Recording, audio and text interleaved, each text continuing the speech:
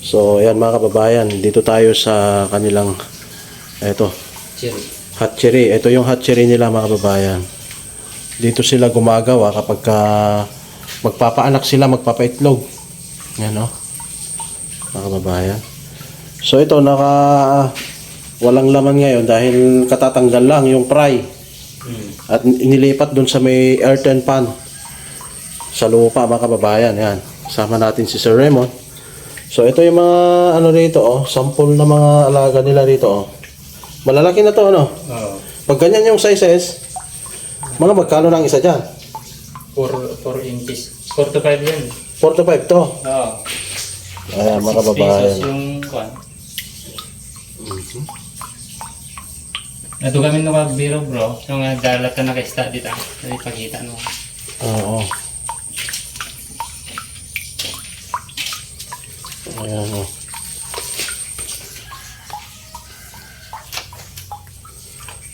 Pag ganito kalalaki, 6 pesos na.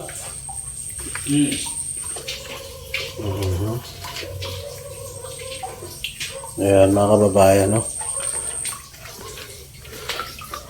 Ayan dito yung kanilang hatchery mga kababayan, maluwang. Ito pa rin, dito pa rin tayo sa kanilang hatchery. Nililinisan ito ngayon at magpapaanak sila sa Sunday mga kababayan. Hopefully makapunta tayo para may pakita natin kung paano yung pagpapaanak nila. Ayan. Ganyan lang kasimple yung paanakan nila. Sinet up nila ito. Sariling gawa nila ito. Ito po, maluwang pa ito. Maluwang, Yung bro. Mas maluwang ito, Kung ito, 6. rectangular ang nito. Double purpose kasi yan. Square, Pang hatchery, saka pang palaki. Square ang shape nito mga babayan. Siyempre, ayan, itinama dun sa shape ng lupa, ng lote. Kaya ito, pahaba. Andito naman yung, ano pa to, yung breeder? Breeder. Ito na yung ready to Ito, kung mapapansin nyo, may mga kangkong dito. Yan ang kinakain nila mga kababayan. Pero yan, tutubo yan, Pag hindi makain, Kain bro. Ginamot na. Mali maka... Ay, kinakain din nila? Ganun pala. Ayan, si Sir Raymond, matagal na nag-hatchery si Sir Raymond. Mga ilang taon na? May 3 na? Dalawang taon pa lang. Oo, 2 taon siya nag-hatchery mga kababayan. Pero ang niya dati, ang kanyang business ay talagang yung pispan, Span. Ilang taon ka na nagpispan? Ay, matagal na. Mula pa nung... Mga ilang taon ka nun? May 30 years na, 30 years na. May 30 years na siya nagpipispa. Tilapia ang kanilang nun. So yun, yung dating ng African hito. Oo. Ayan. Pero ngayon, ito mga African hito nga lang yung inaalagaan nila dito. Ang dami mga kababayan, Ready na for breeding na to. Oo. Ilan ang ibibreed nyo sa Sunday? Mga 35 kilos lang siguro. 35 kilos? Oo, 35 kilos. So yan mga kababayan, 35 kilos. Mga ilang piraso na yon? Mga kon na yun, mga 60. Kung dalawahan. Nako. 60 to 70. Ano yun? Matagal din na pagka, yun? Pag i-injikan mo yun, madali lang. Pero yung pagkuha ng mga Itlog. PG saka yung... Doon sa lalaki? Oo, sa lalaki yun ang matagal. Tingnan nyo mga kababayan, Ready na for breeding yan. Yung baga ito, hinog na yung itlog. Ito yung naka-ready na. Mabuti at na pag ganito mo, Oo. At least yung pondo lang kapag ka nakapagbenta ka, pwede mong lagyan ulit niyan. Oo, unti-unti Kasi napakahaba nito mga kababayan, Hanggang doon, Ayan. So, ayan. Titignan natin nga itong mga breeder dito. Titignan nga natin itong mga breeder para sa mga interesado na mag-alaga o gumaya sa hatchery, business ni Sir Raymond, pwede kayo rito mga babayan. Magpaturo kay Sir Raymond. Dito lang sa Barangay Pinoma, Kawayan City, Isabela. Ito, sarili ni Sir Raymond ito, no? Sarili mo to, no? Oo, sir. Oh. Sarili pala nito. So, yung mga aspiring na mag-aalaga ng hito kasi ito, napaka mataas din ang protina nito no? Pamalit sa karning baboy. Matas din sa uric. Mas mabuti ito, ano to, no? Mas soft yung yung karne nito kaysa baboy na Yan mga kababayan, no. So ready sa Sunday, mga ilang kilos na naman ang i-hatch natin? Mga 35 kilos. 35 kilos ang i-hatch, mga 60 piraso 'yon. Dalawaan yun. Oo. Tapos 35 din na lalaki. 35 din na lalaki Gusto ko 'yon. nang gawin natin para Ay, gano'n, no. So, puli makapunta tayo on Sunday. Hapon 'yon, ano? hapon. Hapon, mag-uumpisa sa hapon. Kinabukasan maghihilot. Mga ilang oras naman 'yon?